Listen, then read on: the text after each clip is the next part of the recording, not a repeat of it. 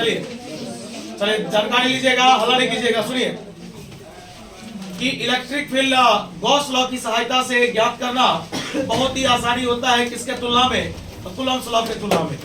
यानी कि हम लोग जानकारी लीजिएगा, बैठिए सब। चलिए अब आवाज नहीं कीजिएगा। जो बात आपको समझा रहे हैं, कहा गया इलेक्ट्रिक फील्ड गॉस लॉ की सहायता से ज्ञात करना बहुत ही आसानी होता है।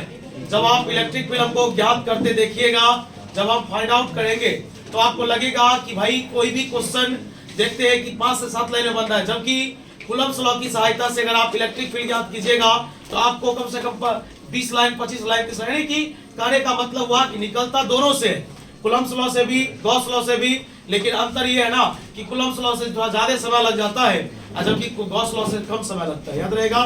उसके बाद चलिए अभी हम आपके सामने में एक टॉपिक प्रूफ करेंगे, जिस टॉपिक को ध्यान से देखिएगा। बैठिए, इस पर एक आधे बैठिए। चलिए बैठो। चलिए बोले ध्यान दीजिएगा, हल्ला नहीं कीजिएगा। स्टार्ट करते हैं, ध्यान सुनिए। बोले गॉसेस थ्योरम इस बार ये प्रूफ पूछ चुका है। गॉसेस थ्योरम इस बार प्रूफ जो है एग्जाम में पूछ चुका है, फिर भी इसको देखते हैं प्रूफ कैसे करेंगे। आइए जानकारी लीजिएगा। मैंने एक क्लोज लूप लिया, साथ रहिएगा एकदम। हाँ चलिए अंदर, चलिए बैठिए अंदर, खाली यहाँ पे बैठ जाइए आप। चलो आप साथ रहिए, मोबाइल समझिए। चलिए अब जो भी आएगा एडजस्ट करके बैठा लीजिएगा। चलिए और ये बीच में आवाज नहीं कीजिएगा। देखिए आपको पता है ना कि गॉसेस थ्योरम लागू होता है क्लोज लूप के लिए, कल मैंने बताया था। तो भाई मैंने एक क्लोज लूप लिया, ध्यान से सुनिएगा। मैंने इसके अंदर, आप आवाज नहीं कीजिएगा, आपके सामने में 5 से 7 मिनट में प्रूफ कर देंगे रफ में, और इसी को सही से लिखाएंगे। बोले मैंने एक स्फीयर लिया, स्फीयर यानी गोला जिसका रेडियस यानी जिसकी त्रिज्या कितनी है। बोले इसके इनसाइड, इसके अंदर मैंने चार्ज कितना लिया, क्यों? आपको पता है ना कि अगर चार्ज पॉजिटिव होगा तो फील्ड उससे दूर जाएगा। आप ही पढ़े हुए ना कि अगर चार्ज पॉजिटिव है तो इलेक्ट्रिक फील्ड इंटेंसिटी उससे दूर जाएगा। और हमें पता है कि एरिया वेक्टर हमेशा किधर आता है, बाहर की ओर, यानी एरिया वेक्टर हमेशा आउटवर्ड आता है। मान लीजिए ई है, ये ए है, और नॉर्मली आउटवर्ड आता है, ये भी ना। बताइए जिधर ई जा रहा है उधर ही ए जा रहा है, अर्थात दोनों का डायरेक्शन एक तरफ है, अर्थात दोनों की दिशाएं एक तरफ है। तो बताइए इसके बीच थीटा का मान कितना? आप बताइए, जानकारी लीजिएगा, बीच में आवाज नहीं कीजिएगा। बोले हम लोग जानते हैं कि फाई बराबर एक फॉर्मूला होता है, ये cos थीटा। कोई दिक्कत? बताइए थीटा का मान मैंने कितना निकाला है। देखिए हम आपको ये रफ में बता रहे हैं, आपको खाली गौर करना है कि आपको ये समझ में आ रहा है या नहीं आ रहा है। बताइए cos 0 का मान 1 होता है, cos 0 का मान। तो चलिए हो गया। अब यहाँ पर आपको एक बात सीखना होगा, और बात ये है कि जब ये एरिया छोटा होगा, जब ये एरिया छोटा हो जाएगा तो स्वाभाविक है कि फ्लक्स भी छोटा हो जाएगा। तब बोले यहाँ पर लिखेंगे फॉर स्मॉल एरिया, फॉर बताइए फॉर स्मॉल एरिया यानी कि कितना, डी ए। बताइए यहाँ पर लिखेंगे डी फाई बराबर E D A, D phi बराबर ई डी ए। बताइए जब फ्लक्स छोटा है दोनों तरफ क्या कर देंगे, इंटीग्रेशन। क्या करेंगे भाई, मैं आपको रफ में बता रहा हूँ, आप शांति से देखते चलिए। आपको पता है ना dx का क्या होता है, x। बोले dy का क्या होता है, आप बताइएगा dy का क्या होगा। पता इलेक्ट्रिक फील्ड कहाँ निकलेगा, पता क्या बचेगा, पता तुम्हें पता है ना कि e dx का x, dy का y, dA का क्या होगा। वो एक बात आप हमको बताइएगा, बताइए e है, आप यहाँ पर बताइए ये जो गोला है ना, स्फीयर है, स्फीयर का एरिया होता है 4 पाई। बोले यहाँ तक में कोई दिक्कत? चलिए बोले एक बात बताइएगा, फाई बराबर आ गया ई गुने, सुनिए ई गुने 4 पाई आर स्क्वायर। साथ रहिएगा, कुछ दिन पहले हम लोग एक फॉर्मूला पढ़े थे, ई बराबर होता है के क्यू बाई आर स्क्वायर। ई बराबर क्या होता है, ई जो आप ई देख रहे हैं ना इलेक्ट्रिक फील्ड इंटेंसिटी, इसका फॉर्मूला होता है के क्यू बाई।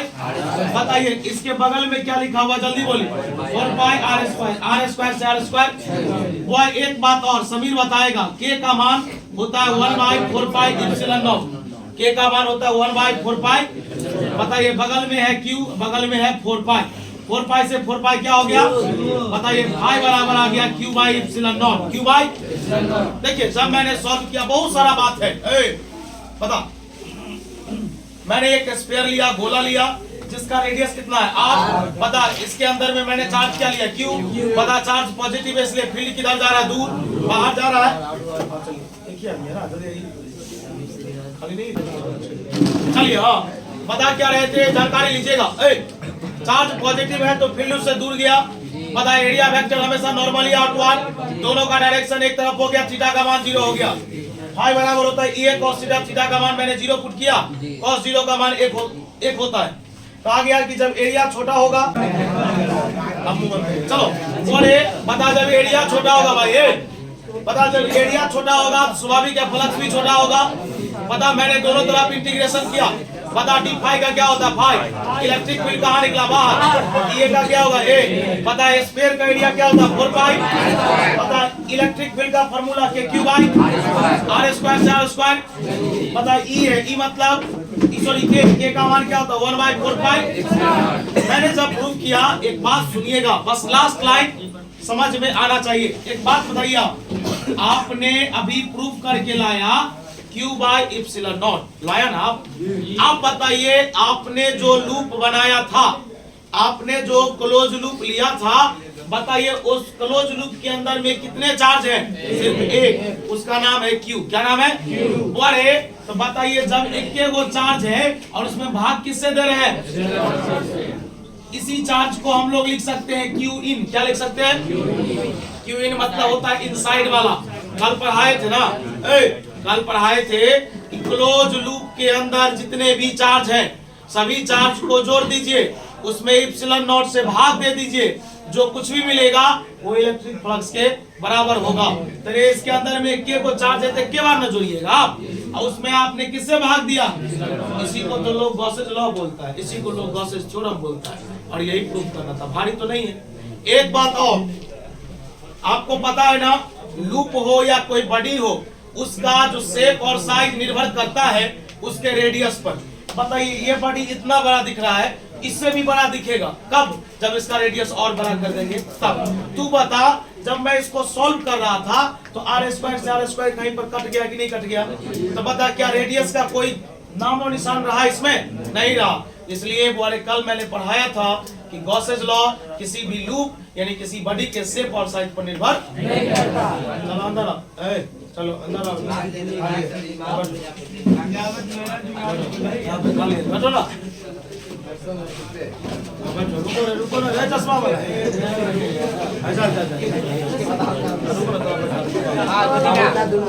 अरे बनाए बच्चे,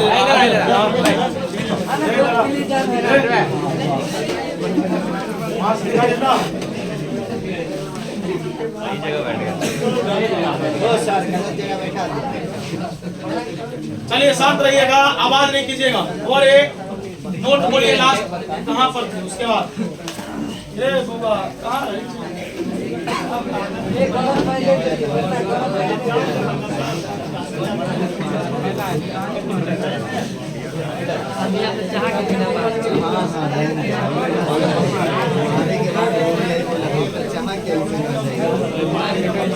चलिए और ये नोट कल 3 तक बता दिए थे, चौथा नंबर नोट लिखाने के बाद गॉस लॉ को प्रूफ करेंगे। थोड़ा साथ रहिएगा, आप आवाज नहीं कीजिएगा, रे ध्यान दो। चौथा नंबर लिखा रहे हैं, लिखेंगे इलेक्ट्रिक, आप आवाज नहीं कीजिएगा, electric field intensity, electric field intensity is to be calculated. भाई आवाज कीजिएगा ना, तो दिक्कत हो रहा है पढ़ाने में। और क्या इलेक्ट्रिक फील्ड इंटेंसिटी को ज्ञात किया जाता है, is to be calculated in easily way, आसानी तरीका से, by the help of Gauss's law, यानी कि गॉसेस लॉ के द्वारा आप इलेक्ट्रिक फील्ड इंटेंसिटी को आसानी तरीका से ज्ञात कर सकते हैं। और ये छापना नहीं है, बार बार बोल रहा हूँ, छापना नहीं है, साथ रहना। तो देखो इधर जी, प्रूफ ऑफ गॉसेस, अभी नहीं पूरा लिखने दीजिए ना, गॉसेस थ्योरम। और एक गॉस क्या समझ गॉसेस थ्योरम का प्रूफ देखिए, पता नहीं कीजिएगा, और ये मैंने क्लोज लूप लिया, जानकारी लीजिएगा। मैंने इसका रेडियस r लिया, चार्ज कितना Q, चार्ज बोर है, चार्ज पॉजिटिव होगा तो इलेक्ट्रिक फील्ड बाहर की ओर जाएगा और एरिया वेक्टर हमेशा बाहर की ओर जाता है, नॉर्मली आउटवर्ड। इस दोनों के बीच थीटा का मान कितना, ऐसे लिखेंगे लेट अस कंसीडर, हमने सोचा, let us consider a spherical body, a spherical body of radius r, in which, जिसमें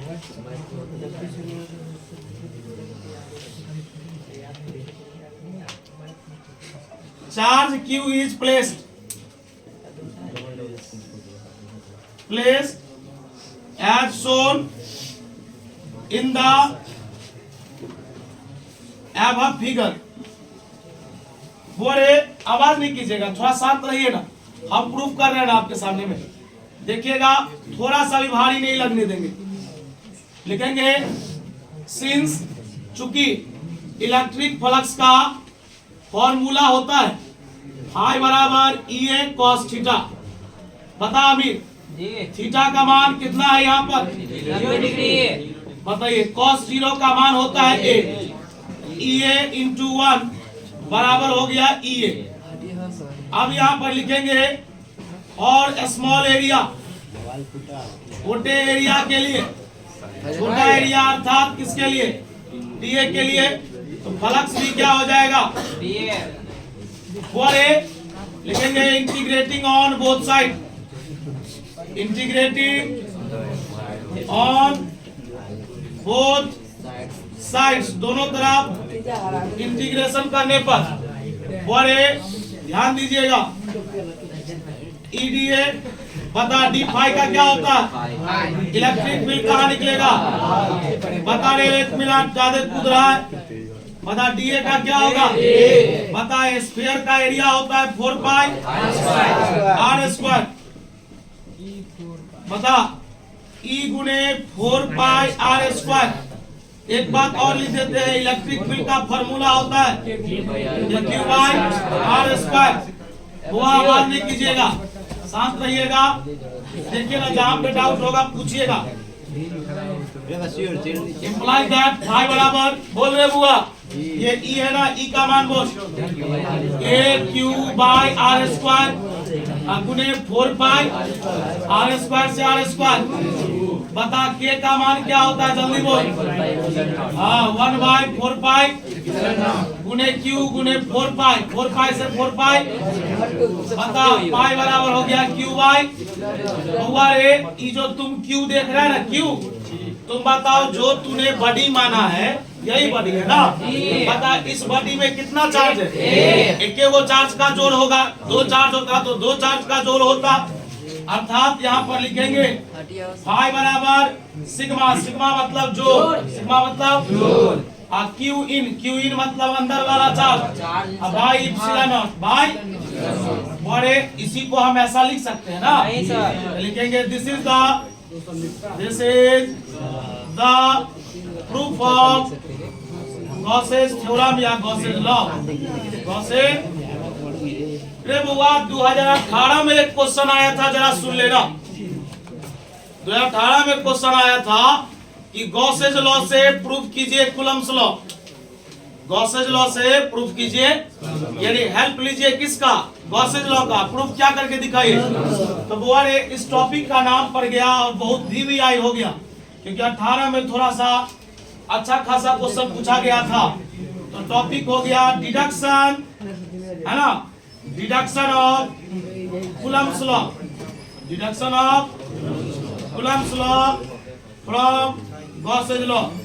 इसका मतलब हुआ गॉसेस लॉ से कूलम्ब्स लॉ को आप क्या कीजिए, प्रूफ कीजिए। और पहले आप इसे शांतिपूर्वक छाप लीजिए। बुआ एक बात बताइए, कूलम्ब्स लॉ की सहायता से और गॉसेस लॉ की सहायता से, दोनों से हम लोग इलेक्ट्रिक फील्ड ज्ञात कर सकते हैं।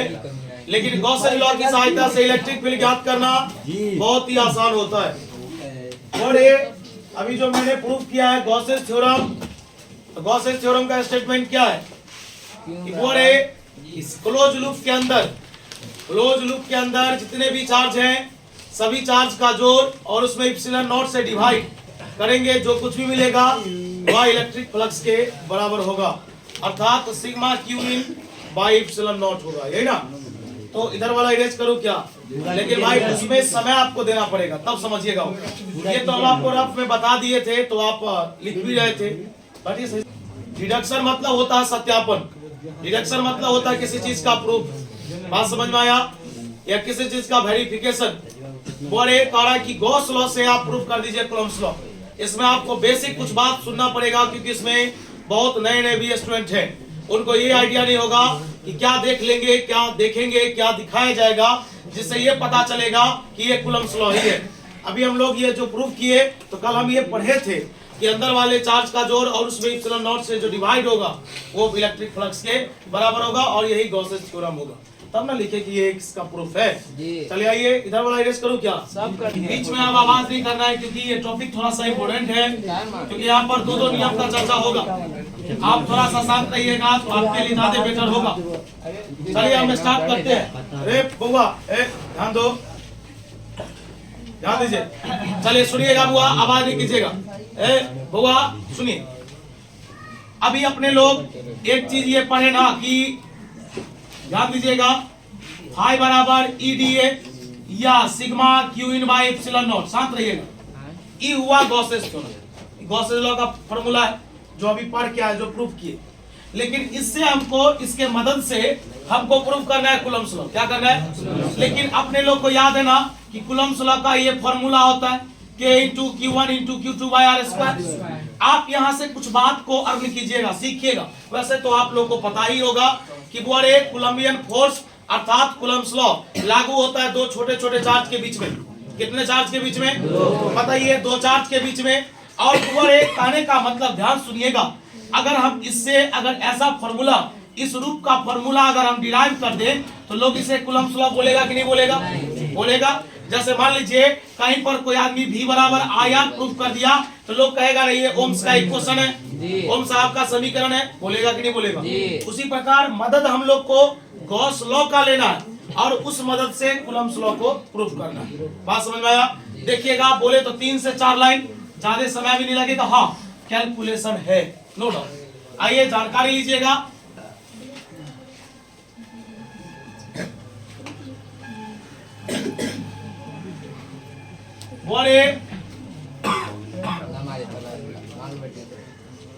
बताइए, मैंने एक स्फीयर लिया, गोला स्फेरिकल बॉडी, जिसकी त्रिज्या कितनी है? R। बताइए, इसके मतलब अंदर मैंने एक चार्ज लिया प्लस Q, जो उसमें भी लिया था। होगा इसके बाहरी सतह पर एक पॉइंट मैंने रख दिया P, और यहाँ पर चार्ज मान दिया Q0। जो नया जन है याद रखना, पूरे फिजिक्स में अगर जीरो के जैसा दिखाई दे तो लोग उसे नॉट बोलता है। क्या बोलता है? यानी Q0। बता, अब एक चीज तू देखो, माइंड में रखना है गॉस लॉ, क्योंकि मदद तो गॉस लॉ का लेना है, लेकिन प्रूफ करना क्या है? Coulomb's law. और हमें ही पता है कि कूलम्ब्स लॉ कितने चार्ज के बीच में काम करेगा? दो छोटे छोटे चार्ज के बीच में। तो दो चार्ज मानना पड़ेगा ना भाई। तो बता, मैंने तो एक चार्ज ले लिया अंदर इनसाइड, और ये इनसाइड वाला चार्ज काम करेगा गॉस लॉ का, क्योंकि गॉस लॉ में कल ही कहा गया था कि अंदर वाले चार्ज का प्रयोग किया जाएगा, बाहर में क्या उससे बहस, सतह पर क्या उससे बहस नहीं, ये बताया गया था। चलिए लिखेंगे, यहाँ पर आवाज नहीं कीजिएगा। फ्रॉम गॉसेज लॉ होगा, आप यहाँ पर ध्यान दीजिए, ये छोटा सा डेरिवेशन 2 मार्क्स आपको दे सकता है। आप बताइए, फाई बराबर, आप ये फॉर्मूला पढ़े थे, ईडीए पढ़े थे ना? फाई बराबर क्या पढ़े थे? ईडीए। बताइए, इलेक्ट्रिक फील्ड कहाँ निकला? बात समझ रहे हैं? 1 मिनट रुक जाइए। नहीं रुकिएगा? नहीं, इसको थोड़ा शॉर्ट और कर देते हैं। चलिए आइए जानकारी लीजिएगा, हल्ला नहीं कीजिएगा, रुकिए और सिंपल हो जाएगा, हल्ला करने की जरूरत नहीं है। एक बात बता, लिखेंगे अपने लोग पढ़े थे ना ईडीए, और आसान कर लेते हैं भाई, घर खड़ा क्यों रहे। चलिए अपने लोग पढ़े थे ना sigma Q in by epsilon not, पढ़े थे। बोलिए इलेक्ट्रिक फील्ड कहाँ निकलेगा, बताइए मेरे अंदर क्या, यहाँ क्या बच जाएगा डीए, बताइए इसके अंदर में चार्ज कितना है क्यू बाई, बताइए इलेक्ट्रिक फील्ड ई डीए का क्या होता है, बताइए क्यू बाई एप्सिलॉन नॉट। शांत रहिएगा जी, देखिए हर फराना नहीं। बोलिए अभी आप एरिया का फॉर्मूला क्या लगाए थे, जैसा उधर समय देख रहे वही चीज यहाँ है। बता क्यू बाई एप्सिलॉन नॉट, बोल रहे बुआ ई गुना है, ई गुना इधर आएगा तो बता ई बराबर क्यू बट्टे 4 पाई एप्सिलॉन नॉट गुने। अब इसको बता यहाँ पर कुछ नहीं तो एक से गुना कर सकते हैं, गलती है ये गुना इधर आया तो भाग हो गया, एक से गुना कर सकते हैं। अब यहाँ पर हम लोग एक काम करेंगे, सजाएंगे इसको। कैसे सजाएंगे जानकारी लेना, बीच में आवाज नहीं करना, बुआरे सजाना है। देखिए बुआरे लिखेंगे ई बराबर, ध्यान से सुनिएगा, लिखेंगे 1/4 पाई एप्सिलॉन नॉट गुने क्यू बटे आर स्क्वायर। पहले चुपचाप देखना, अगर नहीं समझ में आए तो रुकेंगे हम। बोलो मैंने एक क्लोज लूप लिया, स्फेरिकल बॉडी लिया जिसका रेडियस कितना, इसके इनसाइड चार्ज कितना लिया क्यू, इसके सरफेस पर मैंने एक चार्ज लिया क्यू नॉट, क्या लिया बता। गॉसेस लॉ आप जानते हो, बता ईडीए यानी integral of E D A is equal to sigma Q in by epsilon nought. Electric field कहाँ निकला, डीए, अंदर में चार्ज कितना है Q by epsilon nought. D A का क्या होता है, एरिया का फॉर्मूला क्या होता है, गोला का क्षेत्रफल क्या होता है 4 पाई गुना इधर आएगा तो क्या होगा, यहाँ कुछ नहीं तो 1 लिख सकते हैं। इसको मैंने सजाया है। अब बोले तू बता ये किसका मान है, के का, किसका, देखो ना कहीं पर लिखा होगा के का मान है ना। तो बोले बता ई बराबर, मेरे पास एक फॉर्मूला हो गया के क्यू बाई आर स्क्वायर, इसको मान दिए क्वेश्चन नंबर फर्स्ट हुआ। अगर आप कहिएगा तो बीच वाला इरेज करेंगे, बोलिए पूरा लिख लीजिए। हाँ 1 मिनट रुकिए ना, घर भरा क्यों रहे, पूरा प्रूफ करने दीजिए, हल्ला नहीं कीजिएगा नहीं तो सिखा जाइएगा सवाल में, बीच वाला छोड़ देते ना। चलिए बोरे अब यहाँ पर एक बात है, सभी आदमी ध्यान दीजिए, एक बात है उसको समझिए। लिखेंगे लेटस प्लेस हमने रखा, लिखेंगे पॉइंट चार्ज, बता मैंने रखा एक छोटा सा चार्ज क्यू नॉट, बता किस बिंदु पर, पी बिंदु पर, लिखेंगे सो इसीलिए बउआ आपको ये फॉर्मूला आना चाहिए, जो नया बंदा है उसी को नहीं पता होगा, बाकी जो पहले से पढ़ाए हैं। F बराबर होता है QE, F बराबर क्या होता है बउआ ये बता, F बराबर QE, लेकिन यहाँ पर Q नहीं होगा, क्या होगा Q नॉट, क्या होगा बउआ ये फिर से सुन, मैंने एक छोटे से चार्ज को P बिंदु पर रख दिया, तो बता अगर चार्ज है तो क्या उस पर फोर्स नहीं लगेगा। F बराबर क्या होता है QE, लेकिन Q नहीं है, Q की जगह पर क्या है Q नॉट।